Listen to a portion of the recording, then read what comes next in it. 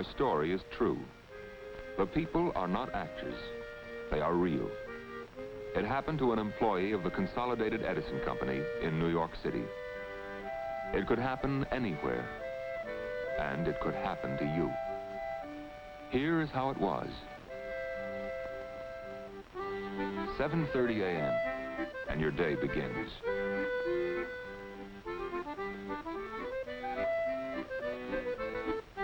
You kiss your wife goodbye. You're tender with Adele these days, very tender.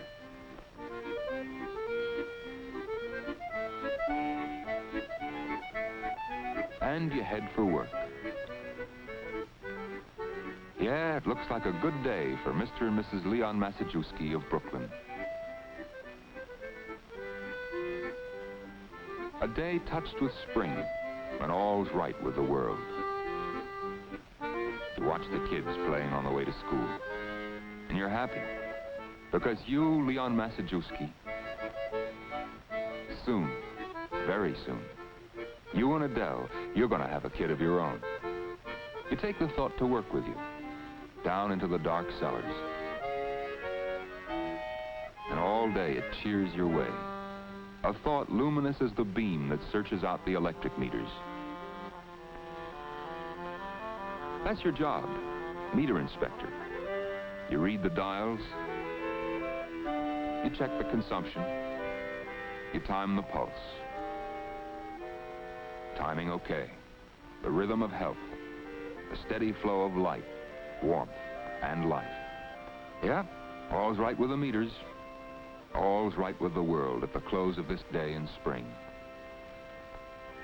It's Officer Howard Doerholtz, and he's been looking for you all afternoon. Brace yourself, Leon, he says.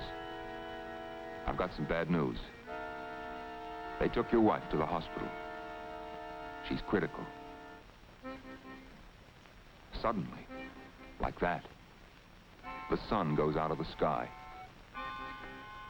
And the touch of spring is chilled. Critical.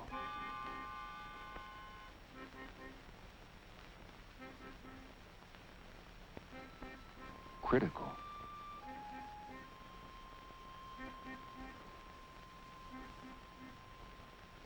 Critical. Critical. Critical, the doctor says. Massive hemorrhage. She's dying. She has another 3 hours. Maybe. 3 hours to live. There's one last resort, he says. One last hope. Blood. Whole blood transfusion. She's getting Red Cross blood now. She's gonna need more. 3 hours to live. One last hope. Adele needs more blood. So you call Con Ed's Mutual Aid. You tell her the story. Your wife's in the hospital, dying. She needs blood. Mutual Aid calls the Red Cross Blood Center.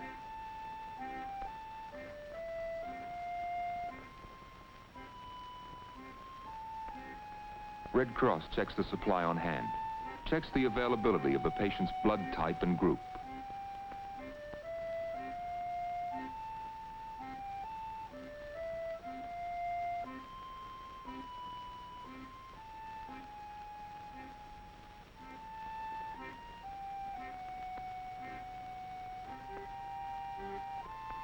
The blood is on the way.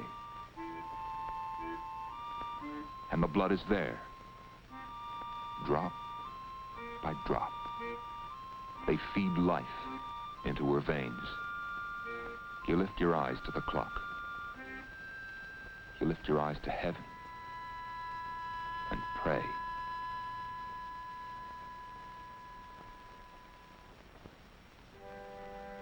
Drop by drop, they nurse the spark of life.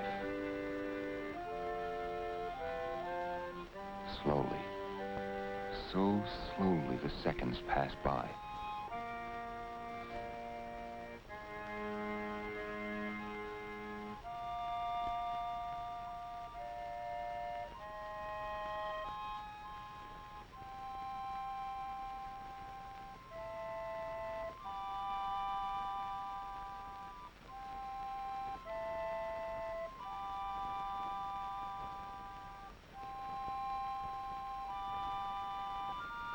She clings to life, he tells you.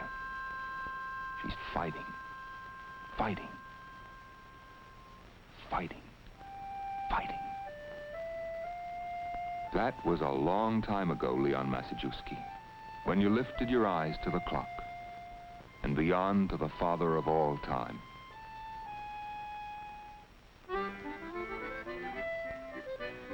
And now, it's another day, and another spring.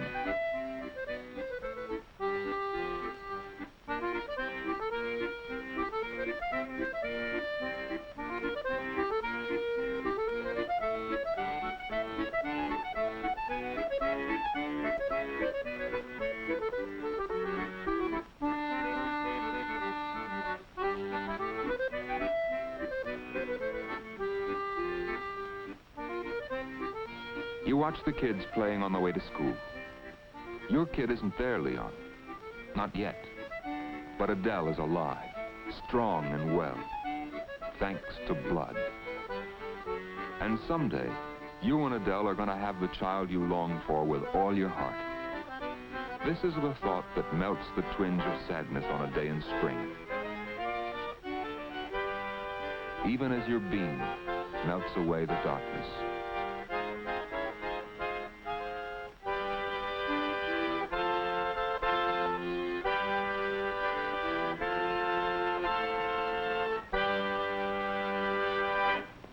I'm Bill Honan, Secretary of the Consolidated Edison Employees Mutual Aid Society in New York City. And what you have just seen happen has happened many times over among our workers in Con Ed. The Red Cross Blood Bank is a very important part of Con Ed's Mutual Aid Society program. Each year, Con Ed workers donate about 3,000 pints of blood for the protection of themselves and their families. Actually, through the Red Cross, we are giving this blood for ourselves. We owe a debt to the Red Cross, a debt of more than gratitude, because it is the Red Cross that pays for the collecting, processing, and delivering of this blood when we need it. In New York City, this cost runs close to $8 a pint. This is never passed on to the person who receives the blood. Red Cross supplies blood and blood products without charge. The money that makes the Red Cross blood program possible comes from the gifts that we all make each year to the annual Red Cross campaign. It is one more reason that all of us should give, and give generously.